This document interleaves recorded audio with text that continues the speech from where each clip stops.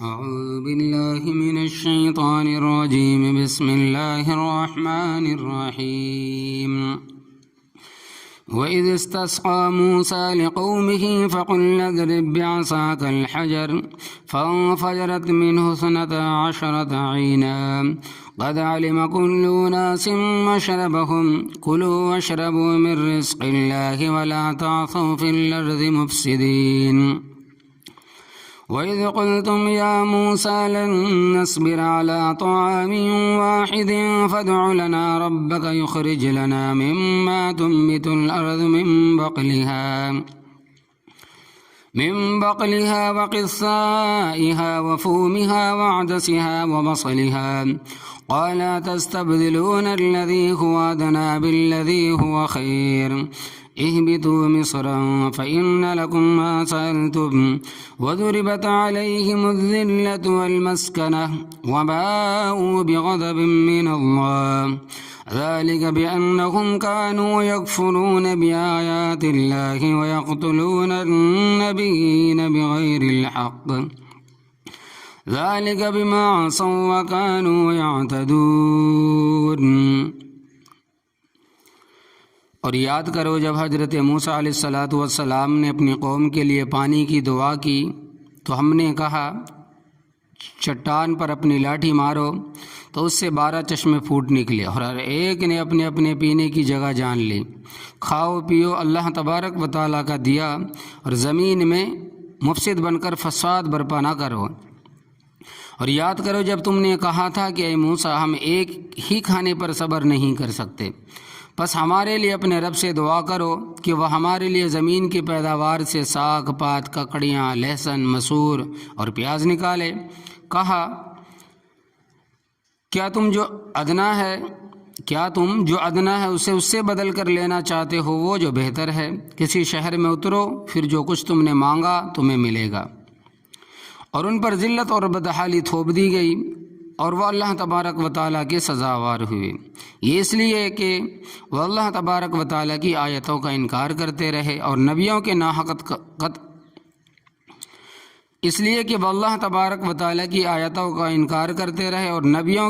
قتل کے در پہ رہے. یہ اس لیے کہ انہوں نے نافرمانی کی اور وہ حد سے تجاوز کرتے رہے. لفظی ترجمہ وَإِذِ اسْتَسْقَىٰ مُوسَىٰ لِقَوْمِهِ، اور جس وقت پانی طلب کیا حضرت موسیٰ علیہ السلام نے اپنی قوم کے لیے فَقُلْ اضْرِب بِعَصَاكَ الْحَجَرَ، پس کہا ہم نے مار اپنی لاٹھی پتھر پر، فَانفَجَرَتْ مِنْهُ، پس پھوٹ پڑے اس سے 12 عَيْنًا 12 چشمے. قَدْ عَلِمَ كُلُّ أُنَاسٍ، تحقیق جان لیا ہر گروہ نے، مشربہم اپنے پینے کی جگہ کو، کلوا واشربوا من رزق اللہ، کھاؤ اور پیو اللہ تبارک و تعالیٰ کے رزق سے، ولا تعثوا فی الارض مفسدین، اور نہ پھرو زمین میں فساد مچاتے ہوئے. وَإِذْ قُلْتُمْ يَا مُوسَىٰ، اور جب کہا تم نے حضرت موسیٰ علیہ السلام سے، لن نصبر علی طعام واحد، ہم ہرگز صبر نہیں کریں گے ایک کھانے پر، فادع لنا ربک، پس دعا کر ہمارے لیے اپنے پروردگار سے، یخرج لنا، نکالے ہمارے لیے، مما تنبت الارض، اس چیز سے جو اگاتی ہے زمین، من بقلہا، اپنے ترکاریوں سے، وقثائہا، اپنی کنکڑیوں سے یعنی تری، یعنی کہ کدو سمجھ لے، کھیرا سمجھ لے، ککڑی سمجھ لے، وقومہا، اور اپنے لہسن یعنی تھوم سے، وعدس، اور اپنے مسور سے، وبصلہا، اور اپنے پیاز سے. قَالَ تَسْتَبْدِلُونَ، فرمایا کہ تم بدلے میں لیتے ہو، الَّذِي هُوَ أَدْنَىٰ، اس چیز کو جو گھٹیا ہے، بِالَّذِي هُوَ خیر، اس چیز کے ساتھ جو بہتر ہے. اِهْبِطُوا مِصْرًا، اتر جاؤ کسی شہر میں، فَإِنَّ لَكُمْ مَا سَأَلْتُمْ، پس بے شک تمہارے لیے وہی کچھ ہوگا جو تم نے مانگا. وَضُرِبَتْ عَلَيْهِمُ الذِّلَّةُ وَالْمَسْكَنَةُ، اور مسلط کر دی گئی ان پر ذلت اور مسکینی. وَبَاءُوا بِغَضَبٍ مِّنَ اللَّهِ، اور لوٹے وہ اللہ تبارک و تعالیٰ کا غضب لے کر. ذَلِكَ بِأَنَّهُمْ، یہ اس وجہ سے ہوا کہ وہ بے شک كانوا يكفرون بآیات اللہ، تھے انکار کرتے اللہ تبارک و تعالیٰ کی آیتوں کا. وَيَقْتُلُونَ النَّبِيِّينَ، اور قتل کرتے تھے پیغمبروں کو، بغیر الحق، ناحق. ذَلِكَ بِمَا عَصَوْا، یہ اس لیے انہوں نے نافرمانی کی، وَقَانُوا يَعْتَدُونَ، اور وہ حد سے آگے نکل جاتے تھے. ربط اس سے پہلے رکوع میں یہ بات بیان ہوئی کہ حضرت موسیٰ علیہ الصلوۃ والسلام جب اپنی قوم کو لے کر وادی تیہ میں پہنچے، جس کو آج کل کے جغرافیہ میں وادی سینائی کہتے ہیں، اللہ تبارک و تعالیٰ کی طرف سے حکم ہوا کہ تم عمالقہ قوم کے ساتھ جہاد کرو، جو اس وقت شام، کنعان، فلسطین میں آباد تھی۔ اس زمانے میں شام، کنعان، فلسطین ایک علاقہ تھا، اور لبنان، اردن اس میں شامل تھے، اور اس علاقے کو شام بھی کہتے تھے، کنعان بھی اور فلسطین بھی کہتے تھے، اور وادی تیہ وغیرہ سب اس میں شامل تھے۔ عربوں کے خلاف فرنگی سازش خبیث انگریز نے 1917 میں اپنے مفاد کی خاطر اس علاقے کو مختلف ملکوں میں تقسیم کر دیا، اور مسلمان حکمرانوں کے ایک دوسرے کے خلاف ایسا ذہن بنا دیے کہ وہ مسلمان ہونے کے باوجود ایک دوسرے سے دست گریباں ہوئے، اور نوبت یہاں تک پہنچ گئی کہ شام اسرائیل کے ساتھ تو مل سکتا ہے، شام اسرائیل کے ساتھ تو مل سکتا ہے مگر مصر وغیرہ کے ساتھ نہیں۔ لبنان کا بھی یہی حال ہے کہ یہود کے ساتھ تو مل سکتا ہے مگر شام کے ساتھ ملنے کو تیار نہیں ہے۔ سعودی امریکی کے ساتھ تو مل سکتا ہے مگر عراق کے ساتھ مل بیٹھنے کو تیار نہیں ہے۔ یہ تمام خباثت انگریز اور اس کے بین الاقوامی حواریوں کی ہے۔ بہرحال حضرت موسیٰ علیہ السلام نے جب ان کو جہاد کا حکم سنایا تو انہوں نے جہاد کرنے سے انکار کر دیا، اور اللہ تبارک و تعالیٰ نے ان پر 40 سال کے لیے اس میدان سے نکلنا حرام کر دیا، اور بنی اسرائیل خاصی تعداد میں تھے، ان کے لیے سائے کا انتظام کرنا، کھانے پینے کا انتظام کرنا تھا، کیونکہ جاندار مخلوق اس کے بغیر نہیں رہ سکتے، بلکہ پانی کے بغیر تو نباتات بھی نہیں رہ سکتے۔ تو پہلے سائے اور کھانے کا انتظام کا ذکر تھا، اب اس آیت کریمہ میں پانی کا ذکر بھی ہے۔ فرمایا وَإِذِ اسْتَسْقَىٰ مُوسَىٰ لِقَوْمِهِ، اور جس وقت پانی طلب کیا حضرت موسیٰ علیہ السلام نے اپنی قوم کے لیے۔ سقا کے معنی ہے پانی، استسقا پانی، استسقا باب استفعال ہے، اس کی خاصیت ہے طلب، ماخوذ یعنی اس میں مصدر کے طلب کے معنی پائے جاتے ہیں۔ تو وَإِذِ اسْتَسْقَىٰ موسیٰ کے معنی ہے جب حضرت موسیٰ علیہ السلام نے طلب کیا لقومہ اپنی قوم کے لیے، کیونکہ ان کو پینے کے لیے، نہانے کے لیے اور دیگر ضرورات کے لیے پانی چاہیے تھا۔ اللہ تبارک و تعالیٰ کا ارشاد ہے فَقُلْنَا اضْرِب بِعَصَاكَ الْحَجَرَ، پس کہا ہم نے حضرت موسیٰ علیہ السلام کو مار اپنی لاٹھی پتھر پر۔ اب سوال یہ ہے کہ جس پتھر پر حضرت موسیٰ علیہ السلام نے لاٹھی ماری تھی وہ کوئی خاص پتھر تھا یا عام پتھر تھا؟ دونوں باتیں تفسیروں میں منقول ہے جو ذیل میں ہے۔ نمبر 1، یہ عام پتھر تھا جو وہیں پڑا ہوا تھا، اس پر لاٹھی ماری۔ نمبر 2، یہ کہ عام پتھر نہیں تھا بلکہ وہ پتھر تھا جو حضرت موسیٰ علیہ السلام کے کپڑے لے کر بھاگا تھا۔ واقعہ بخاری شریف کی روایت کے مطابق اس طرح ہے کہ حضرت موسیٰ علیہ السلام کا تنہا غسل اور پتھر کا کپڑوں سمیت بھاگ جانا۔ حضرت موسیٰ علیہ السلام تنہائی میں غسل کرتے تھے، ان پر کسی کی نگاہ نہ پڑے، اور دوسرے لوگ اکٹھے نہاتے تھے، ایک دوسرے کو کہنے لگے حضرت موسیٰ علیہ السلام علیحدگی میں نہاتے ہیں، لگتا ہے کہ ان کے بدن میں کوئی بیماری ہے۔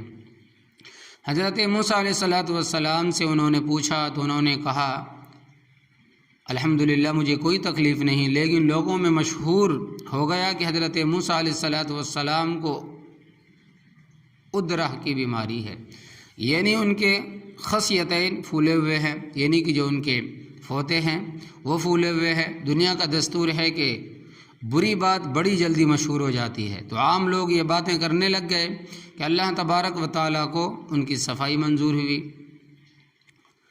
ایک دن حضرت موسیٰ علیہ السلام کپڑے اتار کر تنہائی میں غسل کرنے لگے، فارغ ہو کر جب کپڑوں کی طرف آئے تو پتھر جس پر کپڑے رکھے تھے بھاگ پڑا، پتھر آگے آگے، اور حضرت موسیٰ علیہ السلام صوبی حجر کی آواز لگاتے ہوئے پتھر کے پیچھے پیچھے کہ اے پتھر میرے کپڑے دے دے، اے پتھر میرے کپڑے دے دے، مگر پتھر کو تو رب تعالیٰ کا حکم تھا وہاں جا کر رکا جہاں لوگوں کا مجمع تھا۔ سب نے حضرت موسیٰ علیہ السلام کو آنکھوں سے دیکھا کہ ان کے بدن میں تو کوئی تکلیف نہیں۔ بہرحال اللہ تبارک و تعالیٰ نے حضرت موسیٰ علیہ السلام کو حکم دیا کہ پتھر پر اپنی لاٹھی مارو، تو یہی وہ پتھر ہے۔ چنانچہ حضرت موسیٰ علیہ السلام نے پتھر پر لاٹھی ماری، فَانْفَجَرَتْ مِنْهُ اثْنَتَا عَشْرَةَ عَيْنًا، پس پھوٹ پڑے اس سے 12 چشمے، چونکہ بنی اسرائیل کے 12 خاندان تھے اور ان کے آپس میں نوک جھونک ہوتی رہتی تھی، اور یہ کوئی عجیب بات نہیں ہے، کیونکہ گھر میں چند افراد ہوتے ہیں تو ان میں بھی بات ہو جاتی ہے، اور یہ تو 12 خاندان تھے اور تھے بھی سخت مزاج۔ تو ان میں جھگڑے کا ہو جانا قدرتی امر تھا، تو انتظامی امور کی وجہ سے ان کو 12 خاندانوں میں تقسیم کیا تھا، لہذا ہر ایک کے لیے الگ چشمہ جاری کیا گیا۔ مثلا یہ یوسفیوں کا ہے، یہ روہیلیوں کا ہے، یہ بن لاویوں کا ہے، یہ بن یامینوں کا ہے، یہ بن یہودیوں کا ہے، یہ بن ہودیوں کا ہے، تاکہ آپس میں لڑے نہ۔ اللہ تبارک و تعالیٰ فرماتے ہیں کہ قد علم کل اناس مشربہم، تحقیق جان لیا ہر گروہ نے اپنے پینے کی جگہ کو۔ رب تعالیٰ نے فرمایا کہ کلوا واشربوا من رزق اللہ، من و سلوہ کھاؤ اور پانی پیو اللہ تبارک و تعالیٰ کے رزق سے، ولا تعثوا فی الارض مفسدین، اور نہ پھرو زمین میں فساد مچاتے ہوئے، ایک دوسرے کی دل آزاری نہ کرو۔ انسانوں میں یہ مادہ بہت پایا جاتا ہے کہ الا ماشاء اللہ عرصہ دراز تک من و سلوہ کھاتے رہے، پھر اکٹھے ہو کر حضرت موسیٰ علیہ السلام کے پاس آئے اور مطالبہ کیا کہ ہماری خوراک بدل دو۔ اس کا ذکر ہے کہ مطالبہ کیا کرتے تھے، دال سبزی کا مطالبہ کرتے تھے کہ وَإِذْ قُلْتُمْ يَا موسیٰ، اور جب کہا حضرت موسیٰ علیہ السلام نے، حضرت موسیٰ علیہ السلام سے تم نے، حضرت صلی اللہ علیہ وسلم کے زمانے کے یہودیوں کو یہ بات دلائی جا رہی ہے، یہ بات یاد دلائی جا رہی ہے کہ تمہارے بڑوں نے یہ کہا تھا کہ لن نصبر علی طعام واحد، ہم ہرگز صبر نہیں کریں گے ایک ہی قسم کے کھانے پر۔ یہ کیا ہوا، صبح کو بھی من و سلوہ، شام کو بھی من و سلوہ۔ فادع لنا ربک، پس دعا کر ہمارے لیے اپنے پروردگار سے، یخرج لنا، نکالے ہمارے لیے، مما تنبت الارض، اس چیز سے جو اگاتی ہے زمین، من بقلہا، اپنی ترکاریوں سے۔ بقلی ہر قسم کی سبزی کو کہتے ہیں، ساگ، مولی، گاجر، آلو وغیرہ، سب پر بقلی کا لفظ بولا جاتا ہے، اور سبزی فروش کو بقالہ کہتے ہیں۔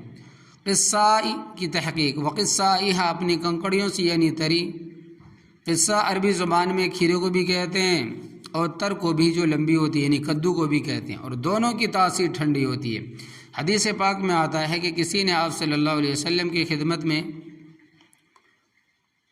تر پیش کی، یعنی گھیا پیش کیا، کدو پیش کی، تو آپ صلی اللہ علیہ وسلم نے فرمایا کہ جلدی سے کھجوریں لاؤ۔ کھجوریں لائی گئی تو آپ صلی اللہ علیہ وسلم نے کدو اور کھجوریں ملا کر کھائی تاکہ اعتدال پیدا ہو جائے۔ فوم وفومیہا، اور اپنے لہسن یعنی تھوم سے۔ فوم گندم کو بھی کہتے ہیں اور لہسن کو بھی۔ فوم کے 2 معنی ہیں کہ تو کہا کہ ہمارے لیے لہسن پیدا فرما، پہلے حکیم بھی کہتے تھے اور آج کل ڈاکٹر بھی کہتے ہیں کہ تھوم لہسن دل کی بیماریوں کے لیے بہت مفید ہے۔ حکیم تھوم کا سیرہ بنا کر دل کی بیماریوں کے لیے استعمال کراتے تھے۔ تھوم کچا بھی کھایا جاتا اور پکا کر بھی، لیکن کچا تھوم کھا کر فوراً مسجد میں نہیں آنا چاہیے۔ اسی طرح کچی مولی اور دیگر بو والی چیزیں کھا کر مسجد میں نہیں آنی چاہیے۔ حضرت صلی اللہ علیہ وسلم کے سامنے تازہ رکھا گیا، آپ صلی اللہ علیہ وسلم کے سامنے تازہ کھانا رکھا گیا، اس کے ساتھ سلاد بھی آج کل کی طرح پہلے بھی کھانے کے ساتھ سلاد رکھتے تھے۔ سلاد کہتے ہیں کہ وہ ٹماٹر کو یا پھر کھیرے کو کاٹ کر، پیاز کو، لہسن کو کاٹ کر، نمک مرچی ملا کر، نیمبو ڈال کر رکھتے ہیں، وہ سلاد ہے۔ تو اس کے ساتھ سلاد بھی آج کل کی طرح پہلے بھی کھانے کے لیے سلاد رکھتے تھے۔ سلاد میں تھوم بھی تھا یعنی کہ لہسن بھی تھا۔ آپ صلی اللہ علیہ وسلم نے سلاد نہ کھایا، دوسرے حضرات نے بھی نہ کھایا۔ تو فوم عربی میں تھوم کو کہتے ہیں۔ آپ صلی اللہ علیہ وسلم سے پوچھا گیا کہ حضرت کیا تھوم حرام ہے یعنی کہ لہسن حرام ہے؟ فرمایا جس چیز کو اللہ تبارک و تعالیٰ نے حلال کیا ہے میں اس کو حرام نہیں کر سکتا۔ حضرت پھر آپ نے کیوں نہ کھایا؟ فرمایا کہ میں نے اس لیے نہیں کھایا کہ اس سے بو آتی ہے۔ انی اناجی من لا تناجون، میں ان فرشتوں کے ساتھ ہم کلام ہوتا ہوں جن کے ساتھ تم ہم کلام نہیں ہو سکتے۔ البتہ فرشتے جب جان نکالنے کے لیے آتے ہیں تو اس وقت ہر آدمی سے جس کی جان نکالتے ہیں ہم کلام ہوتے ہیں۔ نیک آدمیوں تو کہتے ہیں اخرجو طیبتاً، اے پاکیزہ روح نکلا، وہ آسانی سے نکل آتی ہے، اور برے سے کہتے ہیں کہ یا ایھا النفس الخبیثۃ، اے ناپاک روح جلدی نکل، رب تجھ سے ناراض ہے، اب تیری مرمت ہوگی۔ تو بہرحال لہسن چونکہ بو آتی ہے اس لیے آپ صلی اللہ علیہ وسلم نے نہ کھایا، اور یہ بھی فرمایا کہ فلا یقربن مساجدنا، جس نے لہسن کھایا وہ ہماری مسجدوں کے قریب نہ آئے، کیونکہ عام جگہوں کی بنسبت مسجد میں فرشتے زیادہ ہوتے ہیں۔ فرشتوں کو پیاز، لہسن، مولی وغیرہ کی بو سے سخت نفرت آتی ہے۔ اس سے سگریٹ اور حقے کی بدبو کا اندازہ خود لگا لو جو کافی دور سے آ جاتی ہے، وہ پی کر مسجد میں آنا کیسا ہے۔ حقہ پینے کی وجہ سے حضرت صلی اللہ علیہ وسلم کا خواب میں پیٹھ کے پیچھے بیٹھنا۔ شاہ عبدالعزیز رحمۃ اللہ علیہ کے زمانے میں ایک نیک آدمی تھا، اس کی تبخیر کی بیماری لگ گئی، معدے میں گیس پیدا ہو جاتا تو جس کو گیسٹرک کی بیماری کہتے ہیں۔ حکیم کے پاس گیا، اس نے کہا کہ تم حقہ پیا کرو۔ اس نے حقہ پینا شروع کر دیا۔ حضرت صلی اللہ علیہ وسلم خواب میں تشریف لائے اور اس بزرگ کی پیٹھ کے پیچھے تشریف فرما ہوئے۔ وہ جب آپ صلی اللہ علیہ وسلم کی طرف منہ کرتا، آپ صلی اللہ علیہ وسلم پیٹھ کے پیچھے ہو جاتے، بڑا پریشان ہوا۔ شاہ عبدالعزیز رحمۃ اللہ علیہ اپنے دور میں خوابوں کی تعبیر کے بڑے ماہر تھے۔ صبح کو ان کے پاس گیا اور اپنا خواب سنایا۔ شاہ صاحب نے فرمایا کہ تو حقہ پیتا ہوگا؟ کہنے لگے کہ جی ہاں، حقہ تو پیتا ہوں۔ فرمایا حضرت صلی اللہ علیہ وسلم کو حقے سے نفرت ہے، اس لیے سامنے نہیں بیٹھے۔ عدس کی تحقیق وعدس اور اپنے مسور سے، عدس کا لفظ اصل تو مسور کی دال پر بولا جاتا، مگر آج کل تمام کے تمام عربی ہر قسم کی دال کو عدس کہتے ہیں، چاہے چنے کی ہو یا مونگ کی ہو یا ماش کی ہو یا مسور کی ہو۔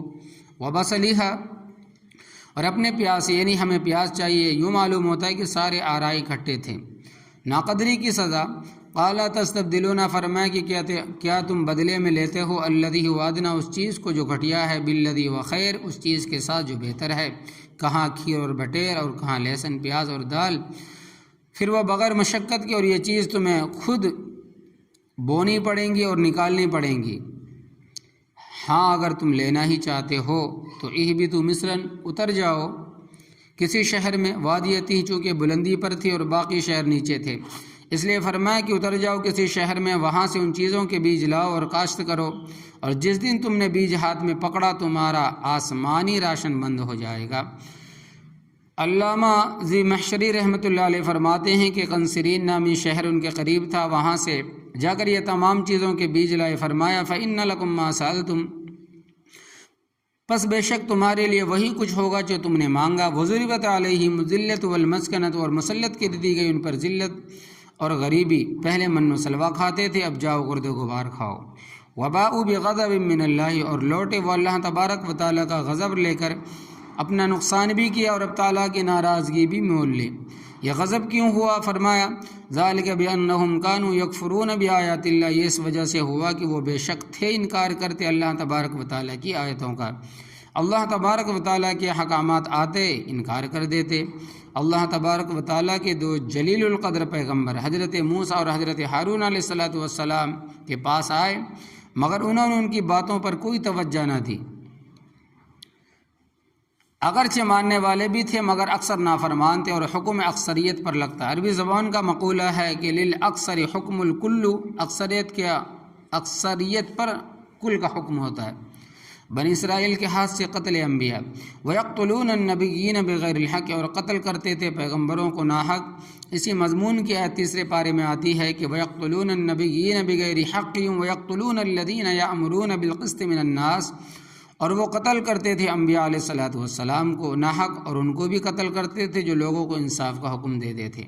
اس آیت کی تشریح میں مفسرین کرام رحمۃ اللہ علیہ حضرت ابو عبیدہ ابن الجراح رضی اللہ تعالیٰ عنہ کی روایت نقل کرتے ہیں کہ حضرت صلی اللہ علیہ وسلم نے فرمایا کہ ایک علاقے میں مختلف قومیں آباد تھیں جن کی تعداد 43 تھی۔ ہر قوم کی طرف اللہ تبارک و تعالیٰ نے الگ الگ پیغمبر بھیجا تھا۔ ان قوموں نے آپس میں مشورہ کیا کہ یہ پیغمبر ہر وقت تنگ کرتے رہتے ہیں، یہ پیغمبر ہمیں ہر وقت تنگ کرتے رہتے ہیں، لہذا ان پیغمبروں کا صفایا کر دینا چاہیے۔ چنانچہ سورج طلوع ہونے کے بعد تقریباً 11 بجے تک انہوں نے 43 پیغمبر اور 170 ان کے صحابی اور حواریوں کو شہید کیا۔ یہ تو صرف ایک دن کی کارروائی تھی۔ ان کے علاوہ حضرت یحییٰ علیہ السلام کو شہید کیا، حضرت شعیب علیہ السلام، حضرت زکریا علیہ السلام کو شہید کیا۔ حضرت یحییٰ علیہ السلام کی شہادت کا واقعہ، حضرت یحییٰ علیہ السلام کو اس وجہ سے شہید کیا گیا کہ اس علاقے کا جو حاکم تھا اس کی ایک بھانجی تھی بڑی خوبصورت، اس نے اپنے بھانجی کے ساتھ نکاح کرنا چاہا، باوجود اس کی کہ اس کے نکاح میں اور عورتیں اور لونڈیاں بھی تھیں، اور بھانجی کے ساتھ نکاح اس کی شریعت میں ناجائز تھا۔ اس بات کا جب حضرت یحییٰ علیہ السلام کو علم ہوا تو اپنا فریضہ ادا کرنے کے لیے اس کے پاس گئے اور کہا میں اللہ تبارک و تعالیٰ کا پیغمبر ہونے کی حیثیت سے تجھے مسئلہ بتانے کے لیے آیا ہوں تاکہ اتمام حجت ہو جائے، اور وہ یہ کہ بھانجی کے ساتھ نکاح جائز نہیں ہے، تیرے پاس اور عورتوں کے علاوہ لونڈیاں بھی ہے اور تو بادشاہ بھی ہے، ان کے علاوہ اور عورتوں کے ساتھ بھی جہاں چاہے نکاح تو کر سکتا ہے، لہٰذا یہ ناجائز کام نہ کر۔ وہ کہنے لگا کہ بادشاہ تیری ہے کہ میری؟ فرمایا کہ ظاہر بات ہے کہ بادشاہی تو تیری ہی ہے، مگر اللہ تبارک و تعالیٰ کا حکم سنانا میرا فریضہ ہے، میں تو اپنا فریضہ ادا کرنے کے لیے آیا ہوں۔ کہنے لگا یہ کون ہوتا ہے میری مجلس میں آ کر مجھے یہ کہنے والا؟ تو اس طرح کر اور اس طرح نہ کر۔ ظالم نے حضرت یحییٰ علیہ السلام کو شہید کر دیا، یہ قتل ناحق تھا۔ اور قتل حق کی تین صورتیں ہیں، قتل حق کی تین صورتیں، ایک یہ کہ کوئی آدمی مرتد ہو جائے، دین سے پھر جائے تو اس کو 3 دن کی مہلت دے دی جائے گی، توبہ کر لے۔ اگر اس نے 3 دن تک توبہ نہ کی تو اس کے بعد اس کو قتل کر دیا جائے گا، اور پیغمبر تو معصوم ہوتے ہیں، ان کے مرتد ہونے کا سوال ہی پیدا نہیں ہوتا۔ دوسری صورت یہ ہے کہ شادی شدہ آدمی مرد ہو یا عورت، شادی شدہ مرد یا عورت زنا کرے تو اس کو رجم کیا جائے گا، پتھر مار مار کر سنگسار کیا جائے گا، جس کو انگریزی تعلیم یافتہ ظالم حکمران ان وحشیانہ سزائیں تعلیم یافتہ جس کو انگریزی تعلیم یافتہ ظالم حکمران وحشیانہ سزائیں کہتے ہیں، حالانکہ جو اللہ تبارک و تعالیٰ نے فرمایا ہے کہ حضرت صلی اللہ علیہ وسلم نے فرمایا کہ وہ حق ہے، اور یہ لوگ اللہ تبارک و تعالیٰ کی پکڑ سے غافل ہیں۔ نبی کریم صلی اللہ علیہ وسلم کا فرمان مبارک ہے، ان اللہ تعالیٰ لیملی الظالم حتی اذا اخذہ لم یفلتہ، بے شک اللہ تبارک و تعالیٰ ظالم کو مہلت دیتا ہے یہاں تک کہ جب پکڑتا ہے تو حرکت نہیں کرنے دیتا۔ اب یہ کہنے والے ظالم حکمران تڑپ رہے ہیں، اور ظالموں اپنے دور میں جو تم نے ظلم کیے تھے وہ یاد کر۔ تیسری صورت یہ ہے کہ کوئی کسی کو ناحق قتل کر دے اور اس کو اس کے قصاص میں قتل کیا جائے، تو اسلام میں ان 3 صورتوں کے علاوہ کسی کو قتل کرنا جائز نہیں ہے، اور پیغمبروں کے متعلق ان تینوں باتوں کا تصور بھی نہیں کیا جا سکتا۔ ان ظالموں نے پیغمبروں کو ناحق قتل کیا، کیوں قتل کیا؟ فرمایا ذالک بما عصوا وکانوا یعتدون، یہ اس لیے کہ انہوں نے نافرمانی کی اور وہ حد سے آگے نکل جاتے تھے، اللہ تبارک و تعالیٰ کی مقرر کی ہوئی حدوں سے تجاوز کر جاتے تھے، اس وجہ سے اللہ تبارک و تعالیٰ نے ان کو سزائیں دی، جن کا ذکر آگے آئے گا انشاءاللہ تبارک و تعالیٰ۔